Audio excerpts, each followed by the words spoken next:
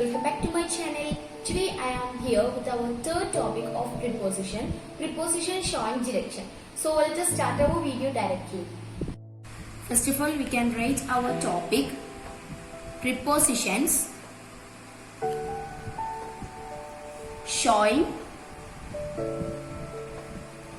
direction. And the first one is towards. Towards എന്ന് പറയുമ്പോൾ correct ആയിട്ട് മീനിങ് വരുന്നത് നേരെ എന്നാണ്. സോ ഇതൊരു ഒബ്ജക്റ്റ് ആണെങ്കിൽ അതിന് നേരെ, ഇതാണ് towards. With an example we can understand that he threw the ball towards me. അവൻ എന്റെ നേരെ ബോൾ എറിഞ്ഞു. നേരെ എന്ന് വരുന്നതാണ് towards. Then the second one is into. Into means അതിലേക്ക്, and like ഇതിലേക്ക്, ഇതിനകത്തേക്ക്, അതാണ് into. Into means അകത്തേക്ക്. And we can write our example. He jumped into the river to save the man. ഒരു മാനെ സേവ് ചെയ്യാൻ വേണ്ടിക്ക് അവൻ റിവറിലേക്ക് ജമ്പ് ചെയ്തു. റിവറിലേക്ക്, അതായത് റിവറിന്റെ അകത്തേക്ക് ജമ്പ് ചെയ്തു. Then the third one is out of. Out of means പുറത്തേക്ക്. നേരത്തെ നമ്മൾ ഇൻറ്റു പറഞ്ഞപ്പോ ഈ സർക്കിളിന്റെ അകത്തേക്കാണ് ഈ ആരോ മാർക്ക് പോയത്. ആൻഡ് ഔട്ട് ഓഫ് എന്ന് പറയുമ്പോൾ സർക്കിളിൽ നിന്ന് ഔട്ട് സൈഡിലേക്കാണ് ഈ ആരോ മാർക്ക് പോകുന്നത്. So the example is he took the book out of the bag. അവൻ ആ ബുക്ക് ബാഗിന്റെ പുറത്തേക്ക് എടുത്തു, അതാണ് out of. The fourth one is off. Off means with an example we can understand. And if this is a thing, ഇതിന്റെ പുറത്തേക്ക് വീണു എന്നൊക്കെ പറയാറില്ലേ, അതാണ് of. Example, the book fell off the table. ടേബിളിൽ നിന്ന് ബുക്ക് താഴേക്ക് വീണു, അതാണ് ഓഫ് കൊണ്ട് ഉദ്ദേശിക്കുന്നത്. മീൻസ് വീണു, അങ്ങനെയുള്ള പുറത്തേക്ക് കിടക്കുന്ന സംഭവങ്ങളുണ്ടല്ലോ, അതാണ് of. Then the next one, up. Up എല്ലാവർക്കും ഫെമിലിയർ ആണ്. മുകളിൽ, അതാണ് up. If this is an item, ഇതിന്റെ മുകളിലേക്ക്, അതാണ് അപ്പ് കൊണ്ട് ഉദ്ദേശിക്കുന്നത്. മുകളിലേക്ക് എന്ന് പറയുമ്പോൾ ഒരു ക്ലൈംബിംഗ് പൊസിഷൻ, അതാണ് അപ്പ്. ക്ലൈംബിംഗ് ഓ വാക്കിംഗ്. താഴെ നിന്ന് നമ്മൾ മുകളിലേക്ക് പോകുമ്പോഴാണ് നമ്മൾ അപ്പ് യൂസ് ചെയ്യുക. Example, we walked up the hill. നമ്മൾ ഹില്ലിന്റെ മുകളിലേക്ക് നടന്നു, ഹില്ലിന്റെ മുകളിലേക്ക്, അതാണ് up. And the next one, down. Down means താഴേക്ക്. അപ്പിന്റെ ഓപ്പോസിറ്റ് ആണ് ഡൗൺ. ലൈക്ക് ദിസ്, താഴേക്ക്, മുകളിൽ നിന്ന് താഴേക്ക്. ഇത് താഴെ നിന്ന് മുകളിലേക്ക്, ഇത് മുകളിൽ നിന്ന് താഴേക്ക്. Example, she fell down the stairs.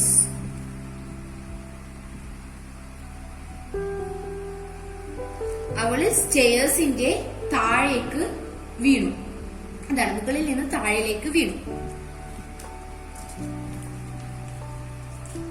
And the next one is over.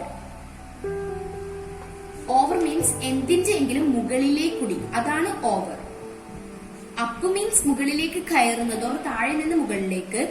Over means എന്തിന്റെയെങ്കിലും മുകളിലേക്കൂടി പോകുന്നത്, അതാണ് over. Like this, if this is an object, over is here. എന്തിന്റെയെങ്കിലും ഈ ഒരു ഒബ്ജക്റ്റിന്റെ മുകളിലേക്കൂടി പോകുന്നത്. And the best example is the aeroplane. The plane flew over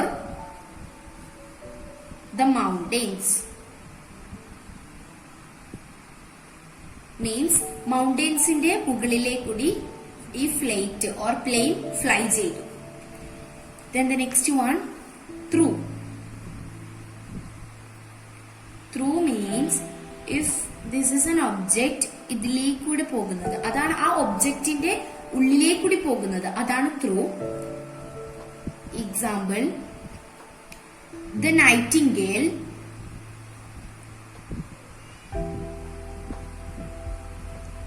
flew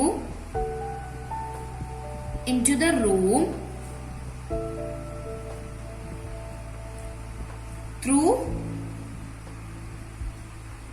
a window. Means ഈ നൈറ്റിംഗേള് റൂമിന്റെ അകത്തേക്ക് fly ചെയ്തു. ഇതിൽ ഇൻഡു കൂടെ വരുന്നുണ്ട്. റൂമിന്റെ അകത്തേക്ക്, അതാണ് ഇൻഡു, റൂമിന്റെ അകത്തേക്ക് ഫ്ലൈ ചെയ്തു ത്രൂ എ വിൻഡോ. വിൻഡോയിലേക്ക് കൂടെയാണ് ഫ്ലൈ ചെയ്തത്, through A window. 9th one, round. Round means ഏതെങ്കിലും ഒരു തിങ്ങിന്റെ ചുറ്റും, അതാണ് റൗണ്ട്. This is round. ഇതൊരു തിങ് ആണെങ്കിൽ ഈ തിങ്ങിന്റെ ചുറ്റും, അതാണ് round. Example, the dog went round the tree. ഈ ഡോഗ് നമ്മൾ ട്രീന്റെ ചുറ്റുമായിട്ട് വെന്റ് ചെയ്തു. വെന്റ് മീൻസ് ഓടി ഓർ പോയി, അതാണ് ട്രീന്റെ ചുറ്റും, അതാണ് റൗണ്ട് കൊണ്ട് ഉദ്ദേശിക്കുന്നത്. Then the next one is along. Along means എന്തിന്റെയെങ്കിലും കൂടെ, അതാണ് along. This is an item, this lined one is an item, then this arrow mark is along. അതായത് ഈ ലൈൻഡ് വണ് പോകുന്നതോടെ, അതായത് അതിന്റെ നേരെ പോകുന്നത്, അതാണ് along. ഇതിപ്പോ ഇതിന്റെ നേരെയാണ് പോകുന്നത്, അതാണ് along കൊണ്ട് ഉദ്ദേശിക്കുന്നത്. Example, they went for a walk along the river. അതായത് ഇവര് ഈ റിവറിന്റെ കൂടെ ഓർ റിവറിന്റെ നേരെ ആയിട്ട്, നേരെ മീൻസ് നേരത്തെ പറഞ്ഞ പോലത്തെ നേരെയല്ല, ഇത് ഇപ്പൊ റിവർ ഇവിടെ ആണെങ്കിൽ അവർ ഇതിലേക്കൂടി വാക്ക് ചെയ്യും, അതാണ് എലോങ് കൊണ്ട് ഉദ്ദേശിക്കുന്നത്. ആ റിവറിന്റെ നേരെ ആയിട്ട് അവർ വാക്ക് ചെയ്തു, അവരൊരു വാക്കിന് പോയി. റിവർ ഇവിടെ, അവർ നടക്കുന്നത് ഇവിടെ, ഇതാണ് along. Then the next one is across. Acrossൽ തന്നെ നമുക്ക് അതിന്റെ മീനിങ് ഉണ്ട്, cross. That is across. Cross ആയിട്ട് എന്തിനെങ്കിലും മുറിച്ച് കടക്കുന്നത്, ക്രോസ് ആയിട്ട് നടക്കുന്നത്, അതാണ് across. If this is an item, ഇതിന് ക്രോസ് ആയിട്ട് നടക്കുന്നത്. Cross means like a cross mark. Example,